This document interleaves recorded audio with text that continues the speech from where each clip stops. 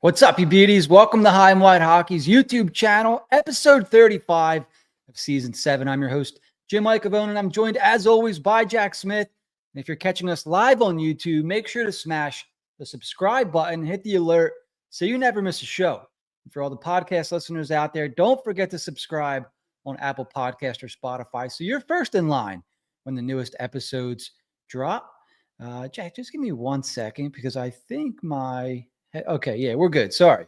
Flyers Purgatory. We're on time. Yes, we are. Technical difficulties the last couple of weeks, but we're back. Jack and I are back and on time. So with that, we're going to tell you about our new HW Hockey golf hats. Attention, hockey fans and golf lovers. HW Hockey has just dropped the perfect blend of style and performance. Our brand new HW Hockey golf hats. Whether you're hitting the links or just repping your favorite hockey brand off the ice, these hats are designed for comfort, breathability, and that clean, classic look. With the sleek fit and embroidered HW Hockey logo, you'll be turning heads while sinking putts. Don't miss out. Keep it high and wide all summer long before they're gone. Venmo at HW Hockey and make sure to send over your mailing address so we can ship you out your new HW Hockey golf hat. Have an overlay. There's the barcode there. I'll give you guys a couple of seconds to scan. Maybe you don't want to buy a golf hat now. Maybe you want to buy merch in the future. Keep that barcode handy, and you can give us. You can send over your hard-earned money for these clean, classic look golf hats. I can tell you what, they didn't help me putt any better this past weekend. That's for sure. But hey, maybe they'll help you guys. Okay, Jack. So lots of. Even though the Flyers hired a coach last week, we talked Rick Tocchet. We're going to get into that again, obviously. But there's more to talk about. There's been some discussion on Twitter. The Leafs have been eliminated, so there's a lot of free agent talk, a lot of Mitch Marner talk. We're going to get to that. And the draft inches another week closer. So we're obviously going to be talking draft talk. But it's that time of year where we're talking draft. We're talking free agents. We're talking hypotheticals. So where do you want to kick this episode off with, Jack? There's a lot of topics to get to. You want to do the housekeeping first with Tocchet and, sort of lead into the NHL playoffs, which should lead us, I don't know, maybe into some Mitch Marner talk. Yeah, let's start with Tocchet. He met the media, introductionary press conference. I don't know a whole lot that I got from it out of anything I didn't expect. I did like it. It was, it's Tocchet. I thought it was funny. One of the first things he brought up was how he goes, when I was with Pittsburgh, I came here to announce the draft pick when you had the draft in Philly. And I bring that up all the time because it felt like betrayal, even though he was working for the team. And he was like, and I got booed out of the stadium. And I was like, yeah, these guys are great fans. And I'm like, he already knew that, but he brought that up. And I was like, all right, I guess I'll let that one go now because he realized in the moment, how rough it was. So he's not that he ever needed to truly win me over. I just have certain issues with some things because you know how I am. You attack my team in any way, shape, or form, I'm going to be furious. If you're a former player or somebody who played in the Orange and Black, was drafted by the Orange and Black and act that way, it really, sets me off. But neither here nor there. Tocchet is saying all the right things right now. They threw a little shade at Torts. But before I go on, Jim, your initial thoughts on the Tocchet introduction. So you're saying it's all water under the bridge now between you and old Rick Tocchet. Not all. I still think his heart, if he had to choose Pittsburgh or Philly, I think he's taking Pitt. And that bothers me when you're drafted in Philly and you're like, if you could build a Flyer, you would build Rick Tocchet. If you could choose, like he lead the franchise in Gordie Howe hat tricks. Like that's exactly like what you want. He's fighting Scott Stevens at the end of his career. Like, he's such a badass. And to show love for a franchise like Pitt, who's a bunch of sissies, one as a player, one as an assistant. It's like, come on, man. But it is what it is. So something that the impressions that I get from Tocchet, and he's in media, right? So he's a good talker, number one, which I think is important to remember. I think there's a difference between talker, communicator. He's now a known people person. This guy just knows he gets along with people, knows how to talk to people.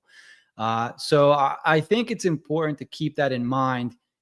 He's smart. He knows his audience, right? He knows whose side he's on, and I don't think that. So what we were saying before they actually hired him was the Flyers have wanted Tocchet for years. It's just come down to when does Tocchet want the Flyers, or will he want the Flyers? And going back, I think, I don't know how long ago it was now, 3-4 years ago, whenever they were going through the process of hiring a new coach and they ended up hiring John Tortorella.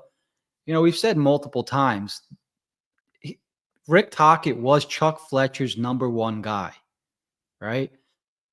And after hearing, if you guys have seen the video I did earlier today with the Jimmy Murphy article from the RG Media, talking about why Tocchet didn't want Boston, didn't even interview in Boston.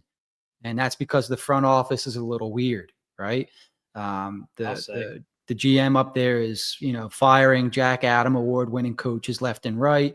Jim Montgomery, best regular season in Boston history. Unfortunately, ran into the Panthers 2 out of the last 3 years. He was up there and was fired. And so coaches think about that. And, they want structure. They want a front office that has a clear direction. And so for Tocchet, 3 years ago, whenever it was, the Flyers weren't in the best situation. They didn't know where they were going. They didn't know what was happening, so they brought in an outside firm to kind of sit in on these interviews. And they determined that a guy like John Tortorella was what they needed, what the Flyers needed. And so I think all of that maybe dysfunction turned off Rick Tocchet back then, because the Flyers did want him. And so fast forward, and the Flyers organizationally have focused on getting their shit together as an organization from the top down. They've sort of separated from the corporate part of things, kind of running the hockey team, right? Like the corporation run the business side, let the business side do the business thing, let the hockey people do the hockey thing. And they've started doing that with Keith Jones as president of hockey ops. They brought in a former player, Danny Briere, who they sent to school to learn business, to learn the hockey side of things as a general manager. So it's not just some former player that they picked up off his couch, They've strategized how they're doing things. And so now they brought Rick Tocchet in again and said, hey, look what we have going on now, right? And this ties into Rick Tocchet interviewing teams where they kind of showcased, hey, look how far we've come in 3 years since we last talked. Look at the talent we have on the ice. We have a marquee player in Michkov. We have things kind of organized again. It's about hockey now. It's about the fans. We want to get back to, where we were. We want to return to our roots. We want to establish our identity again. We're not a milkshake making, mascot promoting, weird hockey carnival business thing. We're a hockey team and we're focusing on hockey. And whatever it did, and I'm sure Rick Tocchet had his own, needs, whether that be, he's closer to his family, whatever it is. It could have just been that they're going to pay him $5 million a year for the next 5 years. It convinced them this time that, okay, I'll give Philly a shot, like you were saying before they hired him, Jack. I don't think you were way off. I'm not sure. Rick Tocchet doesn't strike me as the kind of guy that is going to look. He didn't take a hometown discount. Like I don't think he has the soft spot in his heart for Philly that maybe he's saying now. He went to the place that paid him the most money and it has the maybe least amount of dysfunction, So he went to a situation that worked out for him. I'm not sure that there's like that allegiance there to the Flyers. That's why he picked Philly. You know what I'm saying? Does that make sense? I mean, yeah, I don't think he definitely saw all the teams in front of him and went with loyalty. That's for sure. He left one dysfunctional organization or situation, at least, for something that the Flyers, since they fired Fletcher, at the very least, have turned themselves around to look somewhat reputable in the front office. Now, at the end of the rebuild or whatever you want to call it, time will tell. But at least you know who's in charge. You know what the plan is. And you heard that in the introductory conference. Like, he is on board. They've spoken to him with what they want to do. I put this in the timeline, but I'll just bring it up now. It's like, oh, does this expedite the rebuild? It's like the plan is exactly the same as it was. They're going to do what they can this offseason, and 2026 is still circled on the calendar for when they're going to start adding free agents, or at least try among whatever else they decide to do. So I don't think it changed anything. But if I'm Tocchet, and I spent more time trying to find out why he was interviewing other teams, not the other way around, based on his coaching record, which, looking at flat numbers isn't all that impressive, but I will give him some credit for what he did in Arizona, which I believe is very underrated. But you got to go off of what you just saw. And it's like Vancouver's dysfunctional, but he did win a Jack Adams the previous year. And it comes down to and he threw a little shade too. He was kind of like, oh, I love JT. And yeah, the other guy's all right. Like with Pedersen. And, what are you supposed to do? Like, at some point, guys, you're professional athletes. Grow up. There's only so much you can do. So I agree with what you're saying in the sense that he knows Comcast as well. So he knows it's a blank check. So of course he's going to get paid. I give him that one for sure. For him, I think it was the opportunity to win now. When I look at Pittsburgh, they're either staying flat or trending downwards outside of some ridiculous trade or something. Vancouver's obviously out. Boston, they got like two good players, and then I don't know. I don't know what they are.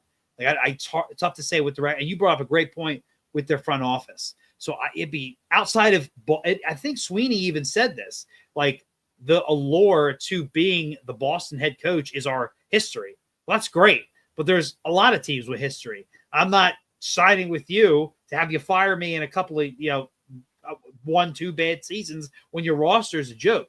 And Sweeney, it's tough because they've always been good, so you can't hate on them too much. But at the same time, they made a lot of baffling decisions, and they've definitely screwed up the draft in the past. Don't get me wrong; they have their hits, Pasternak, obviously. So I understand, just looking elsewhere, and they also could be on the downward trend as well. They lost a lot of good players out there. Whoever thought Marchand would be playing in Florida, for God's sake?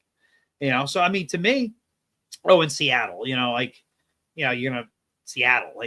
What's the allure there?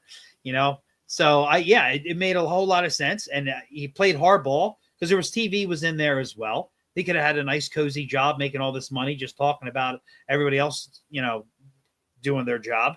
But he wants to win. He wants to, be successful. And I don't blame him for that. And that's the competitive nature he has. And I think he's going to be, like we say, Torts light. And I don't know how it sounds good, but I don't know how accurate it is. It's almost like, I don't think that's accurate either. Yeah. Some of the things that we expected of Torts, you'll see in Tocchet. Like there was definitely the craziness. There was this stubborn and sternness, and but I think Torts, I'm sorry, it is going to be tough. I think Tocchet is definitely going to be and he said it too, much better communicator. He was a former player. He gets it. And one thing he gets, and this is one thing that I struggle with. And this guy, his rookie year, his first coach in the NHL was Mike Keenan, who may be the meanest, angriest coach of all time. And much like Torts, I don't think he played much hockey. Definitely not at professional level. And where Tocchet has played for a long time and coached for a long time and seen the change in the players. This is all what he said at his press conference as well. And there's a different way. As much as I hate it, as much as it annoys me, and I think a lot of them can be sissies and whatnot, I can't change that fact. So Tocchet's a guy, I think, that can talk to these people. He's so respected, and I think he can kick your ass at 60 that they'll listen when he speaks, but he also knows how to talk to them. It's not what I say goes. It should be, but those times seem to be dead. So I think he'll have a lot more success talking to these young players, the team in general, but these young players, and getting a lot out of them. And I think Briere, and I believe Briere said this as well, they're not focusing on what he did in his time in Vancouver or even Tampa or whatever. They're looking at his time in Arizona, and I'm looking back. I'm like, was Shane Doan the only player I could really name on that team? I don't know, but he got a lot out of a pretty rough team. And I think that's what they're looking for here. They have a lot more talented roster, well, at least they should, especially after this offseason and next. Could he get that out of them? And do we have something there? Yeah, and it kind of made me laugh when Briere said that, because I don't know if I said it on our show or if I was having a conversation with somebody on X, but if they were looking at Tocchet's track record, everyone wants to point out the record, right? I think aside from the Tampa Bay job, I look at the Phoenix job as his first real head coaching opportunity. And, we all know the situation down there, what it was. They didn't have money. They weren't spending money on players. Teams were trading them their cap dumps to get them to the cap floor kind of thing. So it was a roster of young guys. You mentioned Shane Doan. He was doing what he could with what he had. And those teams were a bitch to play against. They were tough. They were tough to play against, tough to score on, tough to get to the dirty areas of the ice. I'm talking, in the slot, in the corners, along the walls, around your goalie. Those teams were a bitch. They were frustrating to play against. I remember that, they didn't have the best records, but whenever the Flyers played them, they would give a team like the Flyers fits, right? And it was just frustrating to play against the Arizona Coyotes. And I'm like, damn, this is the Coyotes. Why is it so hard for the Flyers to win these games? And so when you look at his body of work, the record's not great, but how he had that team playing is what they should be looking at. And I'm glad that Briere mentioned that. I also wondered, though, like, okay, but don't tell me that I don't want him squeezing a lot from a little bit. Like, give him more. You know what I mean? Like, I'm tired of coaches trying to squeeze out as much juice as they can out of a lemon. You know what I mean? Like, this can't be the roster, right? Like, they need to add more talent, obviously. And this is going to lead into our conversation a little bit later on. The roster needs more talent. They need centers, number one, right? Above all else. They don't need more wingers, especially overpaid wingers that can't perform in the playoffs, but we'll get there. Foreshadowing, everyone. Yeah. Foreshadowing. So they need to prioritize talent, obviously. They've backfilled during most of Tortorella's tenure here. They brought in guys like Hathaway, re-signed Nick Seeler, things like that. So I don't want this to be another situation where he's trying to get a lot out of a little. You know what I mean? Like, give him talent and let him do that with talent on the roster. Out of a lot. Hold on, I gotta address this from Flyers Purgatory here. Yes, it was the money. He's played under basically Comcast. He knows it's a blank check, but I think he could have got a lot of money from Seattle as well from the reported lucrative deal they offered him. Look at what he put there, Jim. Gauthier, Kolosov, coach suspended, bench captain, rescued Russians, hard arrested. Not exactly the picture of stability. Haven't had any of them, Danny. What Danny going to do about Hart getting arrested? And rescued Russians, I'm assuming that's not about Mishkov, but about Fedotov. Again, like I thought that was a plus, them getting him out of there. And it got part of that deal, got Mishkov over early. Bench captains and coach suspended. Well, Torts is gone, so that's neither here nor there. Gauthier, we all know he's a complete bitch. So I don't even know why he wrote that. He's like the biggest bitch that's ever set foot in the NHL. And the reason he won't tell us what happened is because it'll make him look horrible. We've talked about this, Pergs. Gauthier's a bitch. Don't even try me with that, my man. Kolosov, I'll give you. Kolosov, that was a screwed up situation. I'll give you 1 out of 5. The thing is, though, this is 1 out of 6. This is players, right? Like, this isn't really like front office dysfunction. You can, well, two of them were Torts, but a lot of the stuff, like, he didn't draft Hart, like, he inherited that situation to an extent. He inherited whatever happened with Gauthier and whatever changed. Kolosov's the only one I'll be like, yeah, he just should not have had a three-headed monster goalie. That was ridiculous. But again, like what I was saying about Torts or Tocchet is going to be trouble. Tocchet is getting used to these young players and how you need to coach them today and talk to them today. Same goes for players like what Kolosov pulled. Like in the day, you just played. You were happy to play. It was a privilege to play in the NHL. Now you have to watch these guys. Like you got to be careful. You got to treat them a certain way, or God forbid they're up, not talking to anybody. I want to trade me. Can we just talk? Nope, not even talking to you. Just trade. But we flew like 3,000 miles. Nope, just trade me. Like these players today are like, and these are your assets. Like I almost think there should be some kind of rule put in place, because if you have guys or teams like who are in the cellar and they're drafting second overall and they take a guy and the guy's like, yeah, okay, I want to get traded. That sets the team back years. Like you can't, but you have to treat these guys a certain way. Get out the white gloves and be careful. So I think Tocchet understands that from a coaching perspective, which is perfect because now we are more of a destination. I think if you're in hockey at all, you see what the Flyers are doing and how they can be on the upswing. A lot of it alone is Michkov. Tocchet brings street cred, whether you like it or not. He does. He's very well respected. Him and Jonesy know a lot of people. I don't know if I believe Briere when he's like, and I don't even know if that's what do you call that? Like tampering. But he's like, we got agents calling us already, about coming to Philly or whatever. And I was kind of like, wow, okay, he did say that. I don't know if I believe him. I don't know if these players are anybody has note, but it's something. I think we're no longer on the no trade lists, which I've seen almost every star player essentially is like, yeah, don't even talk to the Flyers. There's no point. And it's nice not to be in that anymore, because that's how we're going to build this team. That was a huge move. Maybe that Torts list where he was dead last for players wanting to play for him, maybe that meant something to them because they are recruiting, and Tocchet is like flip-flopping that. So whether the coaching itself works out, at the very least, maybe we'll get some good players in here, because coaches come and go, but building this roster is going to be easily the hardest part, especially at the center position, because we don't know how this draft is going to go, and it's looking like we're probably going to miss out on a potential center. We'll see. Hopefully we don't reach just for the position, but they're going to have to figure something out, and they're going to have to attract guys here to make it work. So there's a lot of reasons, at least from not having seen him how he coaches his team or builds his team or his system.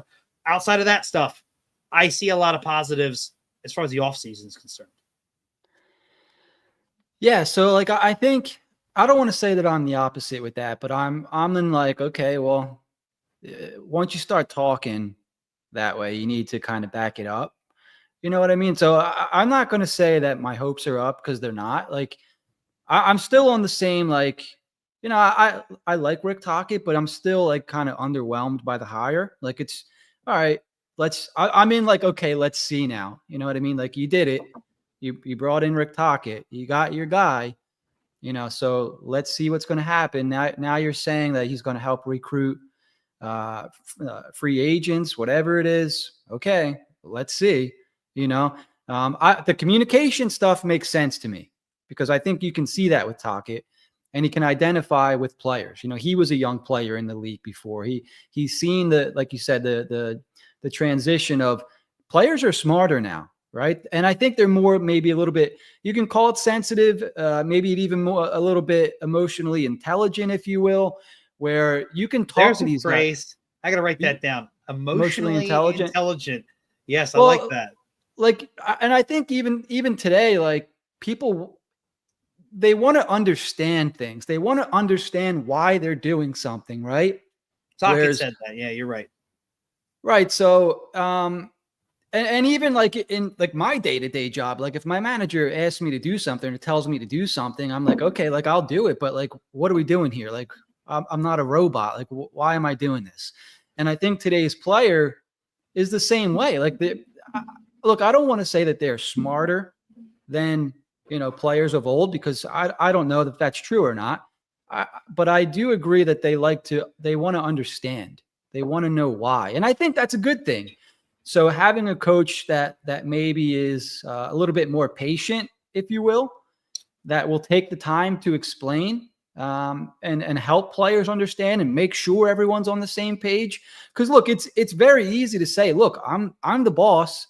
This is what I want to implement. All you got to do is listen and follow what I'm telling you. You know what I mean? Like, yeah, that's very easy. And like, Jack, for example, I think guys like me and you, we'd be like, okay, sure. Like, I can do that. That makes sense. Today's player might want to ask questions, or maybe they even push back like, hey, I'm this kind of player. Why are you asking me to do this? What's the point? You know, why are you having me do this? And sorry, I didn't mean to jump in, but Tocchet did say that. He did say players want to know why. And I'm not against that. I'm definitely, when I'm learning something new, sometimes knowing why helps me understand better and I can do it better. So I'm for that. I'm not against that. When I talk about them being sensitive and all that, it's more about like, oh my God, it didn't go my way. I need to leave. Get me out of here. No, yeah. I mean, there is a difference between, that's why I said there is a difference between being sensitive and emotionally intelligent.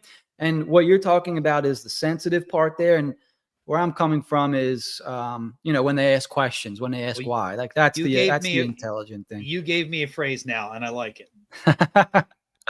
Yeah. So, we'll see where it goes. They did the hard-nosed coach in Tortorella. Now they're going to more of a player, and this is how things usually kind of swing back and forth, right?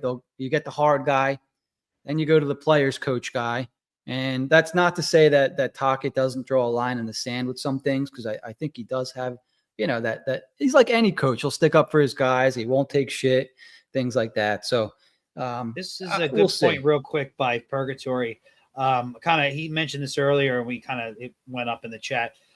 Just talking about Tocchet's time in Vancouver, where how Kuzmenko, 74 points in his rookie year, didn't he have a ridiculous amount of goals too?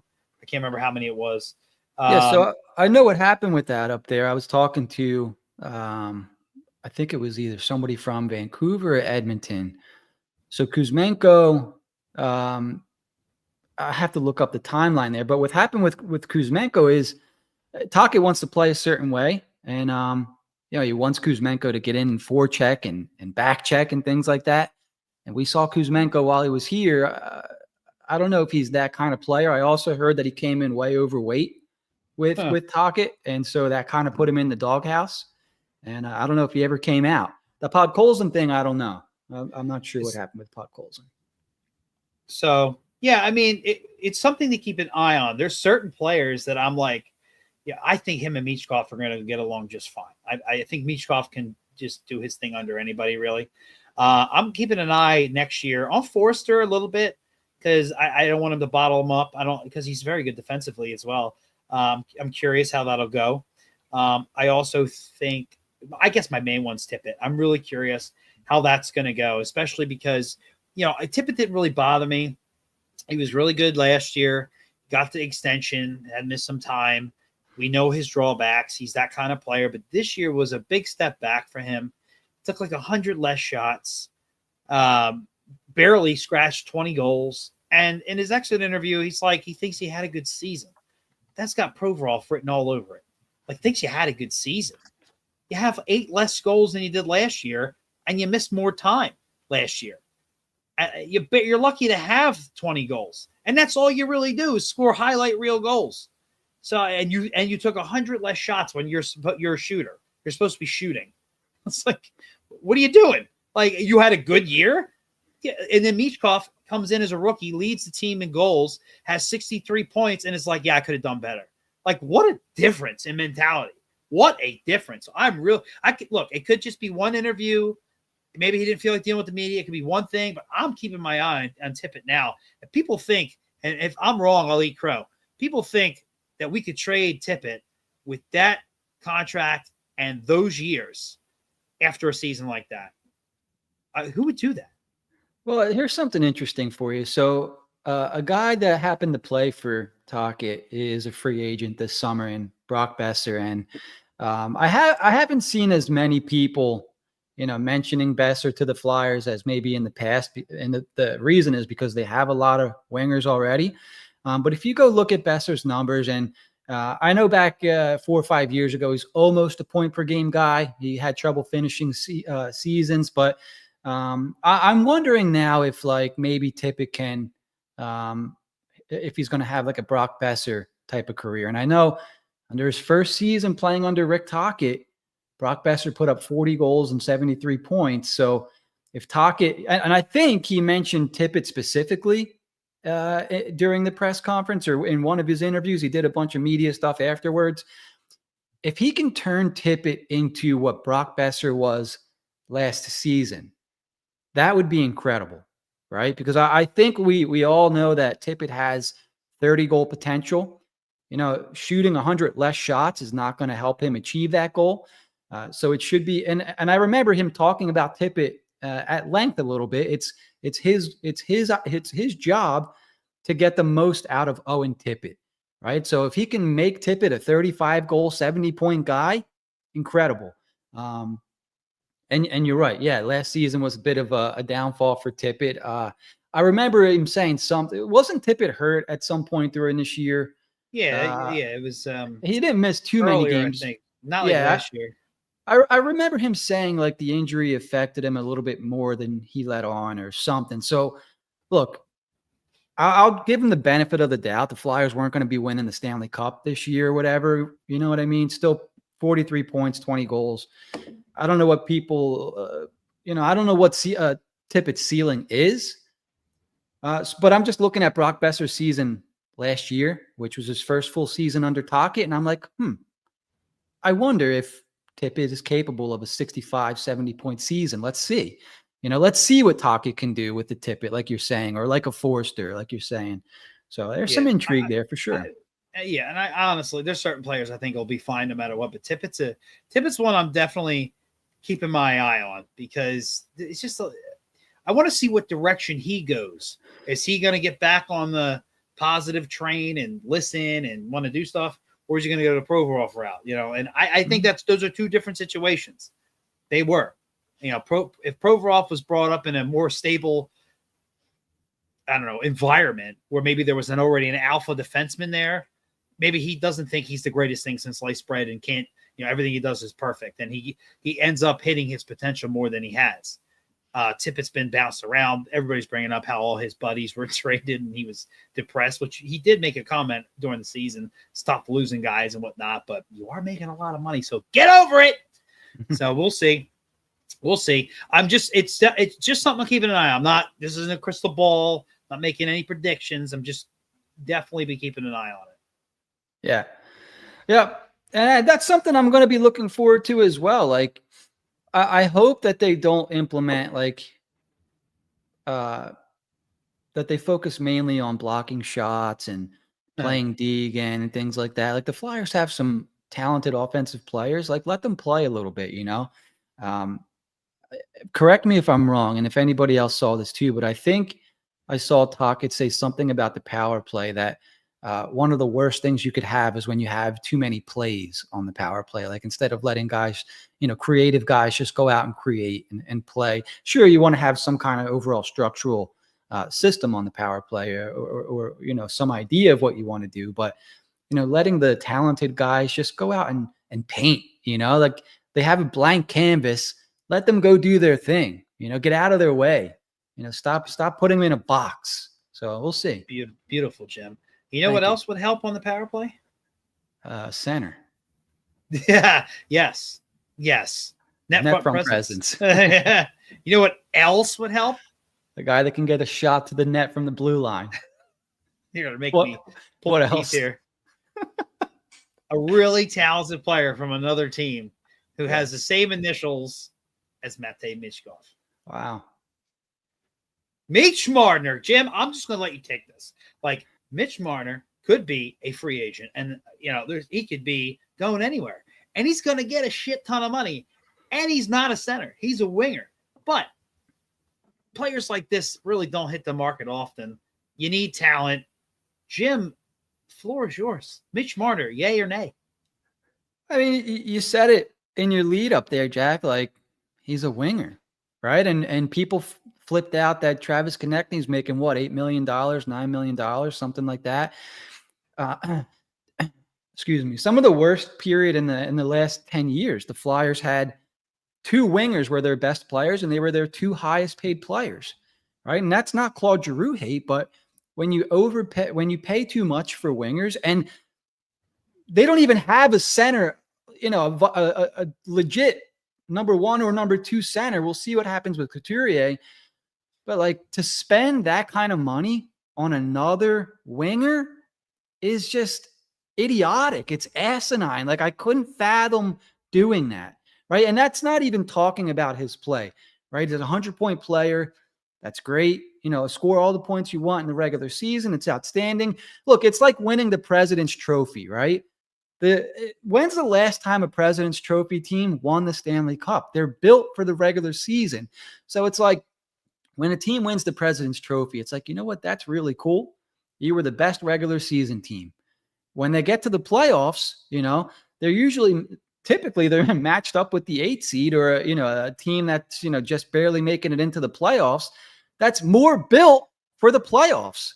And so I guess I'm getting back to Mitch Marner here. Like Marner's built for the regular season, and that's great because you need regular season players to get to the playoffs. But once you get there, what's he going to give you? Sure, he's put up points. I think he's actually been almost a point per game player in the playoffs the last 2 or 3 years. But like defensively, like I can't get that one play out of my head. I think it was game 5.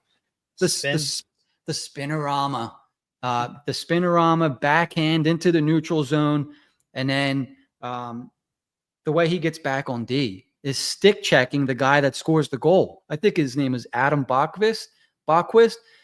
Didn't even dress in games prior. He's playing on the 4th line. And we're talking about maybe we want to give 11, 12 million to Mitch Marner. Right? Probably more than that. You know what I mean? Like, come on, guys. This is crazy to me that I get it. Like, it's the shiny new toy syndrome, right? Like, Mitch Marner could be available. Like, we don't have a player like that. Well, I don't know. I don't think look, fine player. I don't think he's the right fit for the Flyers right now, Jack. What do you think? Well, Briere said it's not about getting all the great players. It's just about getting the right players. Right. If they got Marner, and the thing on the playoffs real quick, he is almost a point per game player in the playoffs. Through games 1 through 4, he is pretty good. Through games 5 through 7, when it really matters, he's like a ghost, like nothing. And that's tough.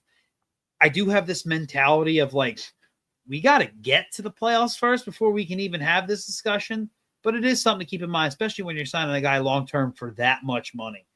It's one of those things where, like, look, if I don't think it's going to happen because I don't think he has any interest in Philly whatsoever.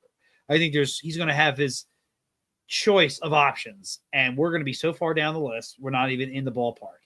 Let's say they somehow emerge as favorites and sign him. 13 mil, let's go with that. 7 years. Somebody else has to go. Like, hands down. You can't be paying TK, Tippett, Marner, and then you still got like Forrester and Michkov. Like, you can't be paying all these wingers this ridiculous amount of money. So something else would definitely have to give. And then you're still trying to find what to do at center. Like you're hoping that you just draft it. Well, that's not looking too good right now. You still have issues on D. Hopefully Zavragin's your answer in goal, but who knows? It's goal. So yeah. While part of me is like, he's a special talent, those guys don't hit the market. You should automatically be in because of that. Unfortunately, it's not the 90s. You have a cap, which is going up, but it would take a lot of moving and shaking to make that work. And I don't think he's interested to begin with. And we are interested in other positions because we have almost no depth at it. So it's kind of a non-starter for me. I would be shocked if Marner is interested in the Philly. Like, if we're in his top 5, I would be shocked, genuinely shocked. Yeah, and Philly is like the Toronto of America. He's not going to want to play in Philly. Oh yeah, you think it was tough in Toronto? Christ! And even then, and then maybe I'll get that shiny new toy like feeling. Like, ooh, here we go.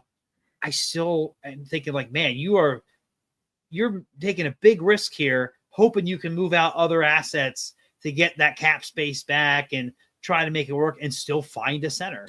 So It's a shame because he's a damn good player, but I would bet money right now that they're not even in the running, whether they want it or don't. If they want it, I doubt he wants them. If he shockingly wants them, I think they're like, we can't swing this. We can't.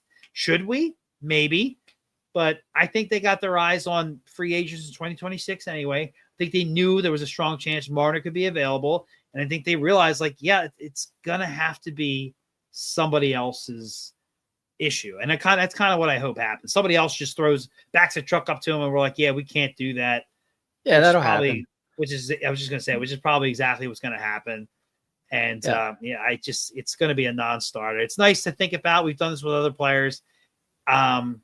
Somebody mentioned Utah, and I could see him going to a place like that where, hockey's not the biggest. And look, Makachuk was on, I think it was Spittin' Chicklets talking about, and I think he was kind of throwing shade at the fans of Toronto, but at the same time, players are signing in places like Vegas, like Florida, Tampa Bay, Nashville. Like, these are places where hockey's fun. It's not a place where, like, the world revolves around the hockey team. You know what I mean? Like, these guys can go out, they can walk around in the street. Like, people don't know who the hell they are.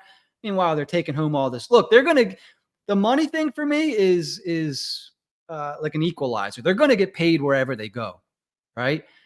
So depending on the player, it's, where can I go and live my life and enjoy playing hockey again, and things like that. So I could see Marner going to a place out west, Utah. Somebody mentioned, I can't see him going to a place in the East. I think he already declined a trade to Carolina, if I remember that correctly. For Rantanen, yeah, I think so. So I'm not sure Carolina's a team. Look, when your team is built, going out to buy a winger is a luxury. Like, you need to have your team built down the middle first. They should be focusing on centers. They should be focusing on defense still. As much as we might like our defense, it's far from a playoff contending or a Stanley Cup contending defense core. So there's so many other needs other than going out and signing what's, in my opinion, a luxury in a top line winger. They need to go out and find centers first. So, look, I'm not even sure. I was going to say I understand why people might want Marner, but I really don't. I really don't understand why people want this guy in Philadelphia. For another team, it might make sense. For the Flyers, it doesn't make sense. Yeah, I just don't see it happening. I mean, they'd have to even put themselves in the running. They'd have to offer like the most money, and it kind of goes against everything you've been doing to really throw 15 mil or whatever it would take. It'd even be so risky with all the needs we have. I'm sorry. I think you got to let it go. It just doesn't make sense. All right, let's. So I guess that kind of answers that. Jack and I both don't want Marner as a I just don't see it happening. It doesn't. It's not a thing that I see from all sides. It doesn't make sense. Yeah, from all sides. I don't see. You could make an argument for the Flyers, of course. He's a hell of a player, but like other than that, like, why would he want to come to Philly for a multitude of reasons? We touched on them all. So, Rick Tocchet, Rick Tocchet. No, Rick Tocchet. Yeah, there you go, baby. Yeah, I don't see. Last night, and this is where my tweet came from, there was a lot of Marner stuff, and I felt exactly the way that we're talking now. Like, it doesn't make sense to me, So after watching this series, because this was the series that I paid attention to most, aside from the Dallas and Winnipeg series, I watched a lot of Sam Bennett, and I think in past shows we talked about if the Flyers are going to build a team, when guys like Sam Bennett become available, or Carter Verhaeghe, or players like some of the players that Carolina has, when these guys, these buy low players become available, that need a change of scenery, the Flyers need to be snatching these guys up. And that's what Florida did when they signed Sam Bennett, so he was put on a new team. Obviously, Florida has talented players, right? And so he's flourished down there. Now, I know he's only scoring 40 plus points in the regular season, and a lot of people made a point to mention that, So my tweet was, I would take a Sam Bennett over a Mitch Marner any day of the week.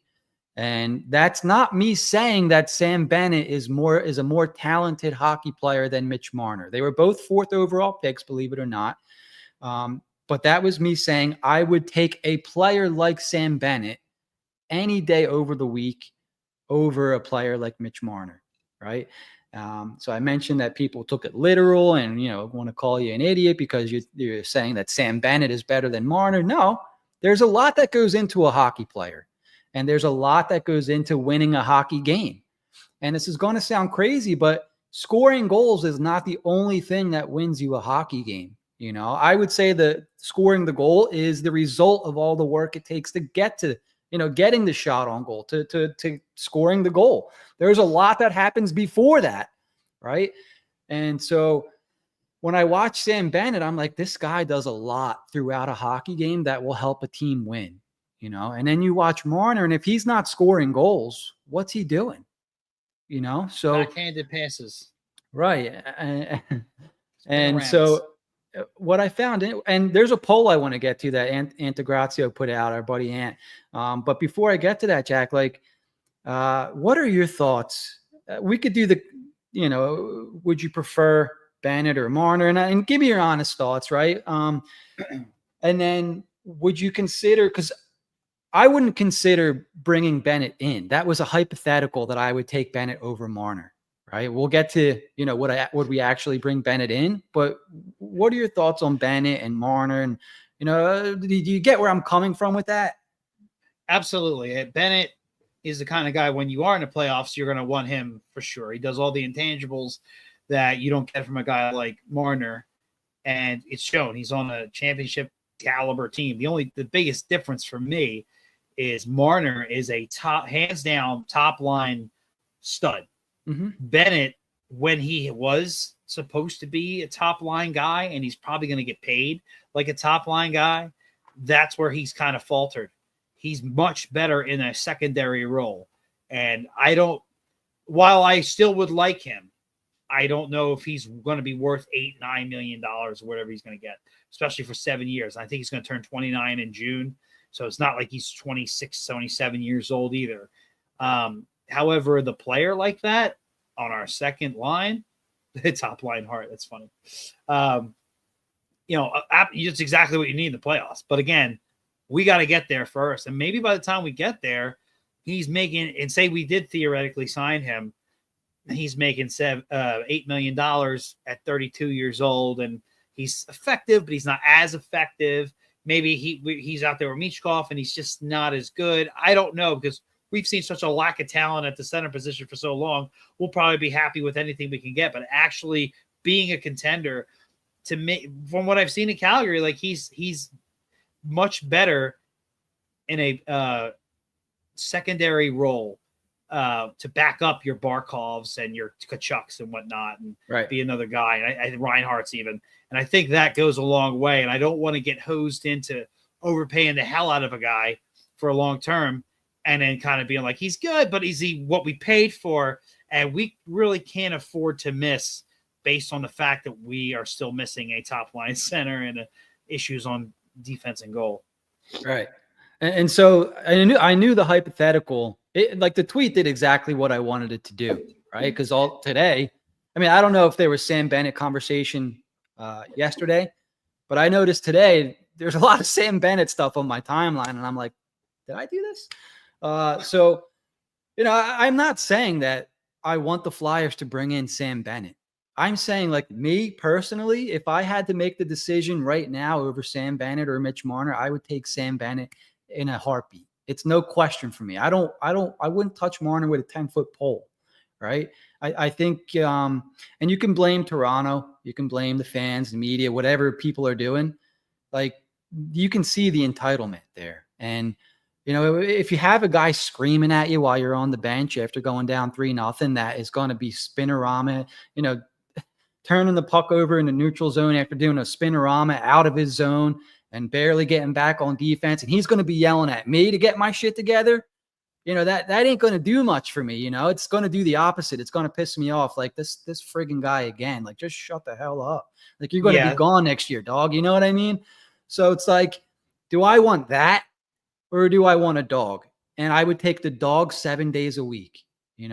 That's where I'm coming from with that. And look, I don't want either of these guys. People are pointing out Sam Bennett's age, like 29's not old. You know what I mean? Mitch Marner's 28. They're basically the same age. But I get it. People want to start factoring style of play and this and that. Look, Flyers aren't ready to bring in either of these guys, especially for the money they're going to be getting. But the hypothetical was I would take the dog any day. I would take Sam Bennett over Marner any day of the week, and I still stand by that. I can't argue it. I mean, I don't think they're going to be in on either of them. But if there was your hypothetical makes sense, I would do the same thing. Yeah. And even if you did sign a Bennett or a Bennett style of player, and he, winds up not being your top line guy, you can hopefully still get that guy, and he can settle back into that secondary role like he plays in Florida, and then you've got something. Right. You're probably overpaying him, but whatever, man. These teams will pay out the nose for anything in the playoff success. Like I get that, but the other argument to that with Marner is just like these guys don't hit free agency, so maybe it's not your plans, but you gotta just. Is there a way you could work it? Could you configure it that it makes sense? And it's like you have to think about it. I just think after the Flyers think about it, it's like, yeah, we got to let this one go. I just don't see how it works. Yeah. Okay, so I mentioned a poll here. Let me see if I can present my screen. We have Antagrazio put out a poll of who would you rather choose, just for fun. And I was a little shocked by this, Shaq. Although maybe I shouldn't have been. I mean, hockey people know hockey, I think. And or maybe there's some recency bias as well. The Panthers eliminated the Leafs. Marner didn't have the best last couple games there. But for fun, you can only choose one. 44.6% chose Mitch Marner and 55.4% chose Sam Bennett. Are you surprised by that? I feel like I should be, but I'm not. I think when I saw your tweet and I saw the hate you were getting, it made me think that this would be Marner. I think it'd be close, but Marner be winning. But it seems a lot of people have your sentiment. This is also recency bias right after Game 7, or really just the whole series, really. Like if this tweet was made during the regular season, it would probably swing the other way. I still think it'd be like close like this, like a 60-40-ish. But yeah, I definitely think Marner would win. So, I mean, it shows you playoffs mean something to people for sure. I mean, it's a whole nother season. And that's why people are like, look, if you have a team good enough to get to the playoffs, which we should be able to figure out without either player, it's like, which player do you want in the playoffs? And I think people are looking at that question and answering it that way. And it's like, yeah, I'm taking Bennett. And, for me, I probably would have, see, in my head, I can't help but put the contract with the player and our situation because context is key. So I want to say Marner, but like, man, do I really want to dish out that kind of money for another winger? Or do I trust that they could move out all that other money and other wingers for good assets? It takes two to tango. And if you do that and another team sees your debt, you have to get rid of assets. Like say you have to get rid of Tippett. It's like, well, I'm going to hold their feet to the fire. I'm going to offer them a sixth and be like, oh, that's a lot of cap, so you're kind of pigeonholing yourself here a little bit. So it's tough, but sometimes people do that. It's like, I'll figure it out because these players don't hit free agency. So yeah, we'll see what happens. DJ, hit that like button, boys. Yes. As if you're watching live, make sure you hit the like button. And if you haven't subscribed, make sure you subscribe. Please, you guys, it helps with the YouTube algorithm, gets us in front of more eyes and ears, and we'd really appreciate that. So thanks, Deej. Yeah, so interesting. And basically, like we're saying, Flyers they're not there yet. They're not like Bennett's a guy you add when you're ready to win. And you also mentioned like, if you're not building for the playoffs, then what the hell are we doing? Like who wants to be the best regular season team and lose in the first round every year? You know what I mean? Like I would be perfectly fine being the 4th, 5th, 6th, 7th seed and, making extended runs. Like the example I like to use, and I know it's like an asterisk season, the bubble season, but Montreal, I think, finished outside of the top 8 They did. that year. And because the way that things shifted around, they made the playoffs and They they went all played- the way to the cup. They were built for the playoffs. Nobody wanted to play them in the playoffs. Yeah, what year was that? Whenever the COVID bubble was. Well, there was the COVID bubble where we beat them, and then there was the other bubble. Oh yeah, I'm sorry. You're right. It was the year. You're right. It was the year after then. You're right. Yep, because we did beat them in the bubble. The bubble. Yeah, the bubble. They beat Pitt. I remember that. They beat Pitt. Yeah. Yeah, you're right. Yep. And they were just a heavy physical team that no one wanted to play, and they somehow, I think they ended up playing Tampa Bay and lost to Tampa in the Stanley Cup. So I'm pretty sure that's correct. Yeah. In my mind, like, that's a model. Like, who gives a shit if you're not the top of the conference? Yeah, home ice would be great, but just build a team for the playoffs. And I think bringing in Tocchet, they're going to play a playoff style of hockey, which might not be the prettiest to watch during the regular season. It'll probably piss people off. But hopefully he can get them into the playoffs. Hopefully Briere can build a playoff style roster, which might also piss people off. I don't know.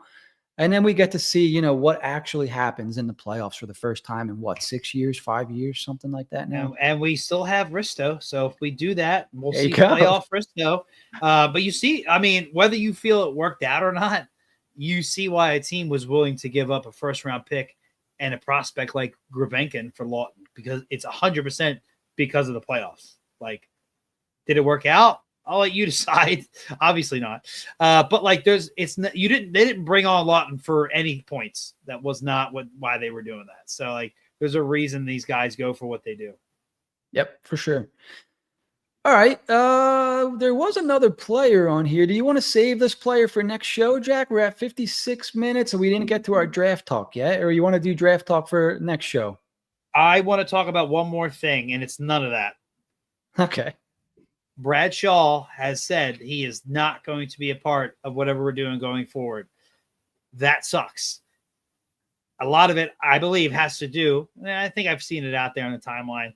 He came so close to getting the job that it's like, how do I fully invest as the assistant again? Are you at all worried that Brad Shaw won't be in charge of the defense again, seeing what he did during the Torts run? Because he really turned around Sanheim and Risto's careers. And I was very happy I wanted him around for the young guys. I wanted him around for whatever's going on with York, definitely for Drysdale. Bonk's coming along. Andre's going to come back up.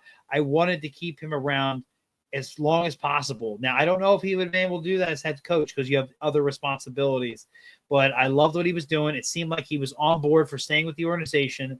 Maybe because he probably was. They were probably like, we don't get Tocchet, we're probably going to hire you. Probably what happened.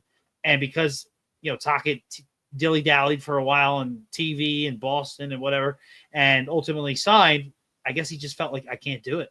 And he's out, and that sucks. Yeah, it does. Look, he said he wanted the head coaching job. Just from my perspective, I think he's Torts' his boy. Right. And they let Torts go. And if he wasn't getting the head coaching job, I don't think he was going to be here, no matter what he said, in my opinion. He said he didn't want to go through the process again. I guess he would have had to sit down with Tocchet and things like that. And, maybe his heart just wasn't in it. I'm not sure, but that's kind of my take. Because look, he said the whole time, he would have he would consider staying on as a defensive coach. And then somewhere along the way, something changed. So look, we could take him at his word, which I guess we should just do. I think you're right in the sense that when he said he was interested in staying on, I think he meant it. But when it actually came down to, I'm not the head coach, I think he was like, yeah, I can't do it. Yeah. But the other thing I'll say, it's like at some point we were going to have to move on from Shaw. So I guess I'd rather find out now if we can live without him than in a couple of years from now. So, I guess it is what it is. And we're not even going to get Tocchet's coach because defensive coach is Adam Foote signed and he's the new head coach of Vancouver. So the rumored Luke Richardson, another former Flyer. I hear Recky's names been dropped as well, but Luke Richardson, he was with that Montreal squad as an assistant you were talking about that went to the Cup, although his head coaching gig in Chicago, I mean, what are you going to do in Chicago? Didn't go so hot. Yeah, they didn't really do many favors that over there. Exactly. They gave Bedard, what was his, I can't even think, maybe Taylor Hall? I'm not sure. Not much to work with overall. And another former Flyer, so I'm sure that'll go over like a fart in church. And I mean, if he was an up-and-coming coach, I'm not against Luke Richardson at all. Like, he did good things in Montreal. I'd be all for it. I don't give a rat's ass if he's a former Flyer. He's already proven he's got something there, so he's coming in as an assistant. Luke Richardson's been pretty good. So I will not be upset with that, but I cannot wait to see the reaction, especially if he brings on Recchi and Luke Richardson, because I believe Recchi spent time with Tocchet in Pittsburgh. I'm not sure. They may not have crossed paths. They may have crossed paths. He's been in the entire Metro division, I think, at this point. Oh, yeah. Player and assistant. He's just been bouncing around. So we'll see what happens. But I thought that was newsworthy, because I really like Shaw and what he did for this team and needed to be mentioned. Thank you for your service, sir. And, he'll probably pop up as an assistant, Seattle or something. Yeah, hopefully out there, not in the Metro. Okay. So we do have a lot more to get to, but I'm thinking, Jack, since we're about an hour, because if we get into draft talk, we'll definitely go 90 minutes tonight. And I'm trying to get a draft show, HW draft show out, whether it's just talk or mock draft or both. Keep an eye out for that. Working on that. So maybe I'll save mock draft will be fun. 1.0. Yeah. So we'll save the draft talk then for next show, or maybe later on this week if you can get that going. So yeah, I mean, it's that time of year. We're talking free agency. We're talking NHL draft. It's going to be here before we know it. We're in the conference finals or the playoffs. So things really coming down to the wire now. You want to give Stanley Cup picks before we wrap up, Jack? Put you on the spot here. No problem, because my teams are all still alive. Well, my winners anyway. I still have Dallas over Carolina, and I'm going to have to stick with it. Good pick. Yeah, my bracket's destroyed. I think I had Vegas and Tampa Bay, and I don't know why I went against Florida, but yeah, I deserve everything I get there. So with the 4 teams left, I would like to see Dallas, Florida. I just have a feeling that Edmonton looks locked in. Like they can't be. I think they're pissed off from last year. I think we might see a rematch, Edmonton, Florida. That'd be interesting. Yeah. And I think Edmonton, they look locked in. I think the coach, he just went out there and goes, look, I know this is a tough series, but the Flyers have our pick. And then they just started winning after that. They just, anything they can to ruin our draft position. So Dallas is damn good though. And Rantanen, his revenge tour. One more team he's got to get revenge against, although he kind of screwed them over. Maybe they need revenge against him, and that's Carolina. So that's why I even more so, Dallas and Carolina makes a whole lot of sense. Let's see it. Yeah, one thing's for sure. It should be fun. So we'll keep an eye on that. We'll be back next Monday with another episode. We'll get to the draft talk next week, guys. So if you were hanging out, waiting for the draft talk for this show, we apologize. We'll definitely include some draft talk in next week's show. If you didn't see from earlier today, put out a video about Rick Tocchet.